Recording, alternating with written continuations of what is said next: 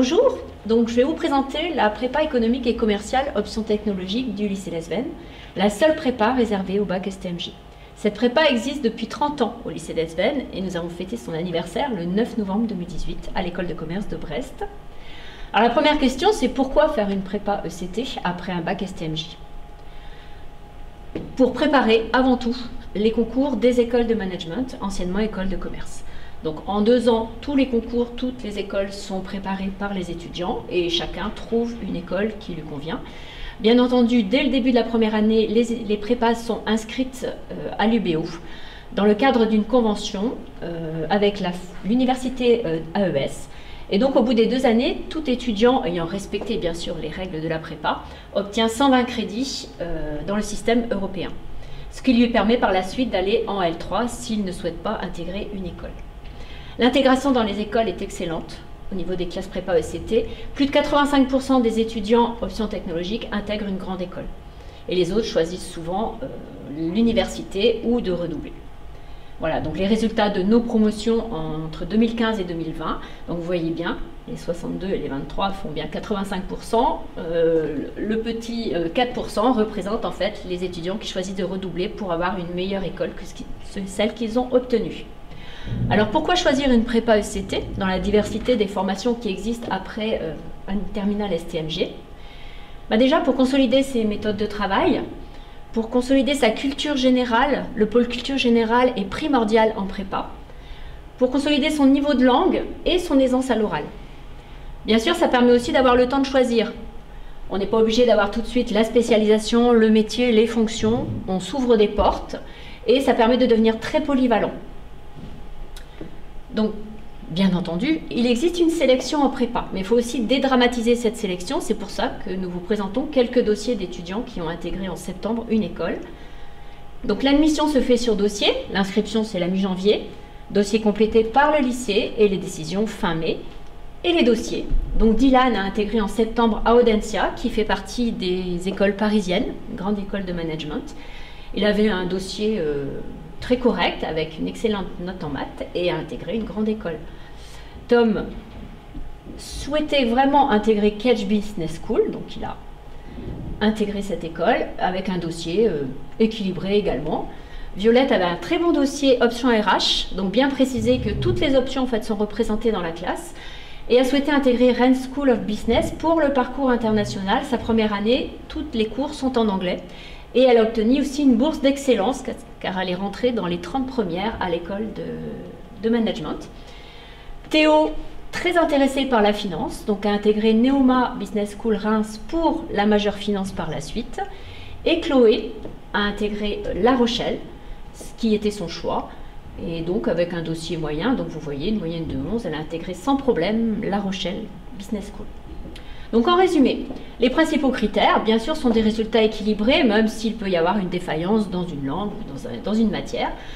Il faut avant tout une motivation qui apparaît dans le projet professionnel. Des appréciations positives des professeurs.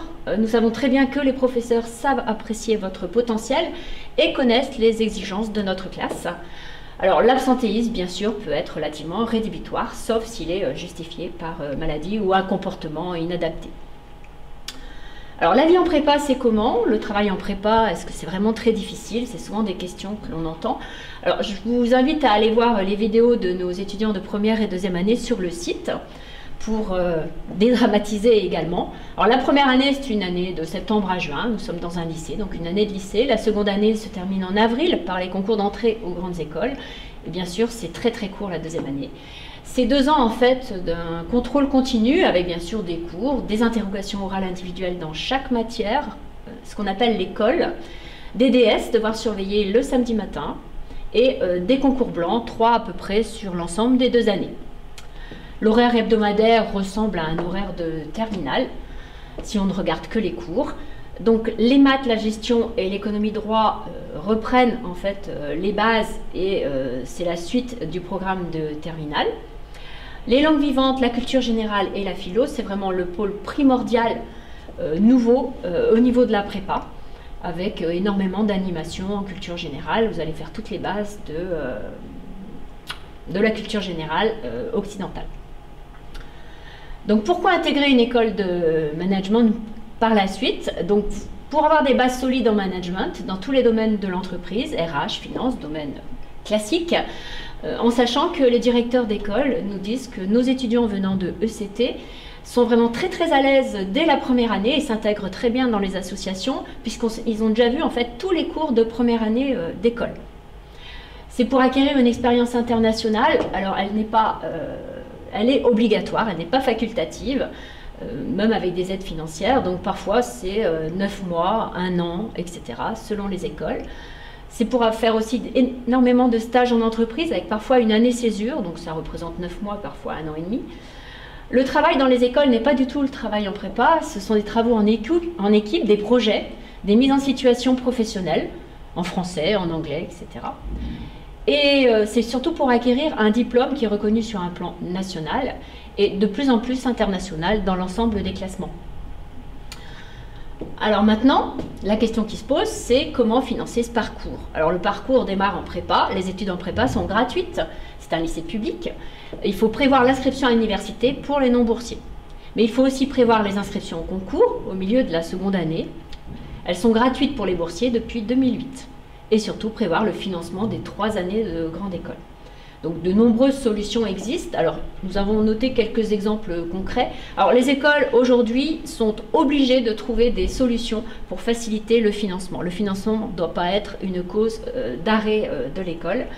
Donc il y a énormément de missions rémunérées au sein des associations, les bourses des écoles, des stages rémunérés, plutôt bien rémunérés, l'apprentissage et l'alternance dans la plupart des écoles. Donc l'entreprise paye les frais de scolarité et l'étudiant est rémunéré également en fonction de son âge. Possibilité de faire une année césure avec des stages longue durée.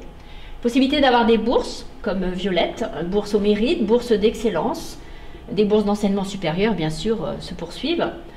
Quand vous allez à l'étranger, il existe les bourses de mobilité, PRAM, Erasmus, etc., les bourses régionales.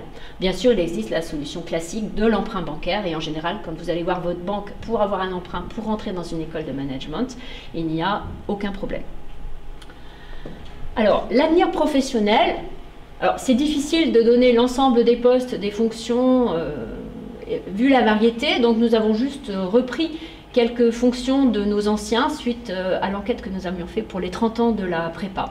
Donc certains ont créé leur entreprise, d'autres sont chargés d'affaires, d'autres sont experts comptables dans le commercial, bien sûr dans les nouveaux métiers également, community manager, dans le supply chain, dans tout ce qui est RH, gestion de projet dans les banques, gestion de projet au niveau international, etc. Alors à partir de là, le choix vous appartient. Alors la journée porte ouverte en principe est le 13 février, mais pour cette année on verra selon la situation sanitaire. Nous sommes présents au salon virtuel Azimut, Supermore. Alors surtout vous pouvez venir passer une journée de découverte avec nos étudiants. Pour cela il faut prendre rendez-vous sur le site du lycée avec Monsieur Guéga. Et consulter le site du lycée, surtout pour l'ensemble des témoignages d'anciens. Il y en a énormément pour les témoignages de nos étudiants actuels et les actions qui ont été faites, les animations qui ont été faites tout au long des différentes années. Et bien sûr, vous avez les encouragements de nos anciens. Donc je peux vous en donner quelques-uns. Donc soyez confiants dans vos capacités. Après une prépa, tout paraît facile en école. La prépa, c'est des hauts et des bas. Au final, on ne se souvient que des bons moments. Viser le plus haut possible. La prépa m'a donné confiance en moi. La prépa, ce sont aussi des liens amicaux précieux avec les anciens de ma classe. Et enfin, le témoignage de Pierre. Donc en prépa, on ressort avec des valises sous les yeux. Ces valises sont pleines de choses qu'aucune autre formation ne pourra vous apporter. Non, je ne regrette rien, comme chantait Edith Piaf. Ah, j'oubliais, je suis dyslexique et dysorthographique.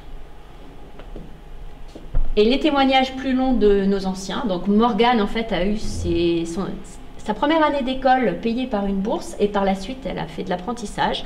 Aujourd'hui elle travaille à Tahiti. Et le témoignage de Tanguy Pierre qui est à Londres aujourd'hui dans la gestion de portefeuille. Mais vous en avez énormément sur le site.